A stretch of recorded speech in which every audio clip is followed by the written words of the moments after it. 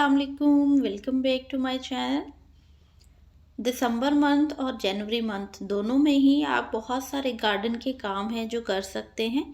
आप अपने पौधों को सर्दियों से बचाएं क्योंकि बहुत ज़्यादा धुंध और जो कोहरा है वो गिरना शुरू हो चुका है। पौधे जो हैं वो काफ़ी हद तक डिस्टर्ब हो जाते हैं इस सब से। तो उसमें काफ़ी सारी चीज़ों का हमें ध्यान रखना पड़ता है। जो सीज़नल हैं वो तो बहुत अच्छे ग्रो हो जाते हैं। मैंने सभी पौधों को ऐसी जगह पे रख दिया है जहाँ पे इनको प्रॉपर जब धूप निकलती है तो धूप मिलती है। उसके अलावा जो दूसरा काम आपको करना है, आपने जितने भी डेड फ्लावर्स हैं या फिर जो फूल काफ़ी दिन खिले रहते हैं उनको निकाल देना है। सड़ी हुई पत्तियां हैं वो रिमूव कर देनी है। यहाँ देखें काफ़ी सारी काई आपको दिख रही है पॉट में, तो इसको रिमूव करना बहुत ज़रूरी है, वरना आपके पॉट में बहुत सारे इशू हो सकते हैं, आपका पौधा भी मर सकता है। उसके लिए आपने इसकी अच्छे से गोडी करनी है। गोडी जब आप कर देंगे तो आपके जितनी भी ऊपर ये काई है वो रिमूव हो जाएगी। उसके अलावा गोडी करने के बहुत से फ़ायदे हैं। उससे एरेशन होगी पौधों में।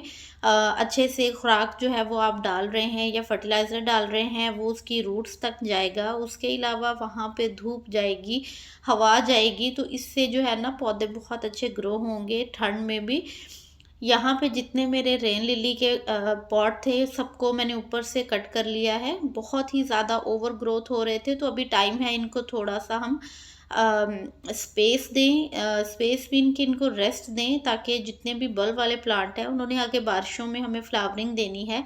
तो इसलिए मैंने इन सब की पत्तियां जो है वो रिमूव कर दी हैं। मेरे पास जितने भी अमेरलस हैं उनकी भी मैंने पत्तियां कट कर दी हैं, क्योंकि ये पौधे जो हैं वो काफ़ी सारी पत्तियां इनकी एनर्जी जो है वो ले जाती हैं और फिर ये फ्लावरिंग पे जल्दी नहीं आते। तो अगर आपने अमेरलस में फ्लावरिंग लेनी है, उसमें आपको एनर्जी को स्टोर करना है, तो उसकी जो बड़ी बड़ी पत्तियां हैं उनको कट कर दें। इसी तरह यहाँ पे विंका है, बहुत लैगी हो गई थी इसकी ब्रांचेज, इसको मैंने कट कर दिया है ऊपर से। तो जितना आप किसी चीज़ को प्रून करेंगे वो उतना ही नीचे से ब्रांचेस निकालेगा। कुछ लिली के जो बल्ब थे वो मैंने बाय किए थे, उनको मैंने अभी शिफ्ट नहीं किया है। ये इसी तरह ये एक पॉट में लगे हुए हैं। कलर कौन सा है नहीं आइडिया। तो ये इसी तरह पड़े रहेंगे पौधों के बीच में। सीज़न होगा तो इंशाल्लाह फिर मैं इसको शिफ्ट करूँगी बड़े पॉट में। उसके अलावा बहुत सारे पौधे हैं जो कि इस टाइम डोरमेंसी में हैं, उनके पत्ते जो हैं वो पीले होके गिर रहे हैं, या फिर जैसे ये स्वीट पोटैटो वाइन है, ये जैसे जैसे ग्रो करती जाती है पीछे जो इसके काफ़ी सारे पत्ते हैं वो पीले होते चले जाते हैं। तो आपने अपने पौधों की साफ़ सफाई जो है वो ज़रूर करनी है। पीली पत्तियाँ आपने निकालनी है, क्योंकि इससे ये इस मौसम में फंगस का इश्यू रहता है कि हमारे पौधे जो हैं उनमें फंगस ना लगे। आपने अपने पौधों को बहुत नीट रखना है, उनकी जो मिट्टी है उसको क्लीन रखना है ताकि उनके ऊपर अच्छे से धूप की रोशनी पड़े, क्योंकि आजकल धूप कम निकलती है, पानी खुश्क नहीं होता, तो उसकी वजह से आपके पौधों की जड़ें गल सकती हैं। तो आपने अपने पौधों को बचाने के लिए इसको ज़रूर करना है। मेरे जितने भी सब्जियों वाले पौधे हैं मैं अपनी सब्जियों में भी इसी तरह से गोडी कर दूंगी। उसके अलावा मैंने देखे यहाँ पे काफ़ी सारे एग शेल्स और बनाना पील्स मैं डालती हूँ। तो मेरा ये रहता है कि मैं जब इस तरह गोडी करती हूँ तो वो मिट्टी के अंदर मिक्स हो जाते हैं और फिर फंगस नहीं लगती।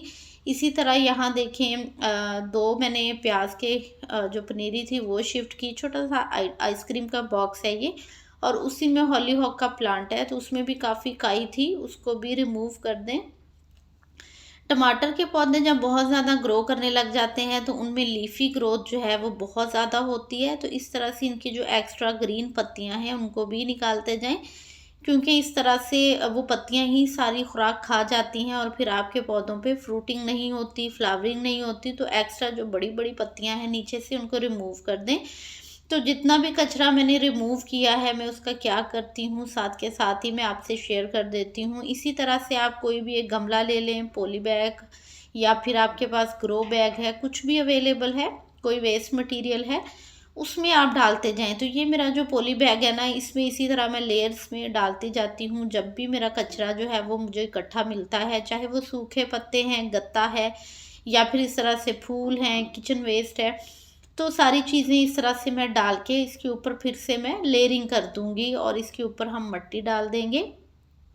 तो जितनी इसमें गुंजाइश है ये उतना मैं डालती जाऊंगी। कुछ ही दिन में ये सारा नीचे बैठ जाएगा और इसके ऊपर एक और लेयर लग सकती है। तो इससे हमें क्या मिलेगा, इससे हमें बहुत अच्छी सी किचन वेस्ट की जो एक हमारी कंपोस्ट है, खाद है, वो मिल जाएगी, जो कि आप मार्केट से ख़रीदते हो और आपको बहुत महंगी मिलती है। तो पैसे खर्च करने की ज़रूरत नहीं है। आपका जितना भी गार्डन का कचरा है या फिर जितना भी किचन का इस तरह का कचरा है, वो आप ऐसे डाल के ऊपर मिट्टी डाल दें, नमी इसको मिलेगी, ये खुद ही डिकम्पोज होने लग जाएगा और आहिस्ता आहिस्ता नीचे से ये खाद बन जाएगा। इवन कि आप इसे जब किसी बड़े ग्रो बैग को या किसी बड़े पॉट को भरेंगे, उसमें नीचे भी इसको डाल सकते हैं। जब तक पौधे की जड़ें जाएंगी वहाँ पे, तब तक ये कंप्लीटली खाद में कन्वर्ट हो जाएगा। तो बहुत इजी रहता है। इस तरह से मैं कोई भी कचरा जो गार्डन का है वो वेस्ट नहीं जाने देती हूँ।